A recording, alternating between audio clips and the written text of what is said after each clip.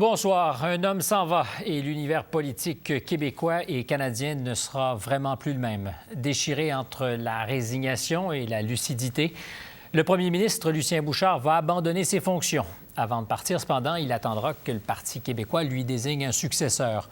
Au nombre de ses motifs, la difficulté de mener à terme le projet souverainiste, l'affaire Michaud, qui incarne un malaise profond dans les rangs du parti, puis aussi sa vie familiale qui l'emporte sur sa vie politique. Deux reportages, Sophie Langlois et Philippe Schnob. J'y ai mis toute ma passion et toutes mes forces. S'il m'est arrivé de blesser des adversaires, pour qui que ce soit, je m'en excuse sincèrement et les assure que ce ne fut jamais par mesquinerie ou par manque de respect. Durant les fêtes, Lucien Bouchard s'est livré à une profonde réflexion sur ses 10 ans de lutte pour un Québec souverain. Il en a tiré une conclusion irrévocable. Personne n'est parvenu à le faire changer d'avis. C'est humain, on est d'abord des humains. Ça fait 2 jours que l'on vit au-delà de nos émotions.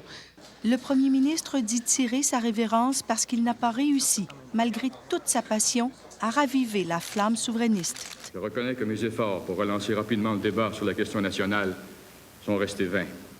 Lucien Bouchard pose un regard très pessimiste sur l'horizon souverainiste. Pourtant, après le référendum de 1995, il croyait la souveraineté toute proche. La poussée souverainiste avait été telle qu'elle justifiait l'espérance d'atteindre l'objectif dans un proche avenir. J'avais encore en mémoire la vision de ces foules enthousiastes qu'aucune salle n'arrivait à contenir. Il s'en veut âprement d'avoir déçu ses espoirs. Il veut céder la place à un chef qui saura, mieux que lui, raffermir le militantisme, dit-il, et qui aura l'énergie de mener le débat de fond qui s'impose au Parti québécois, selon lui. Que je n'ai pas le goût de poursuivre quelque discussion que ce soit sur l'Holocauste et sur le vote des communautés ethniques et culturelles.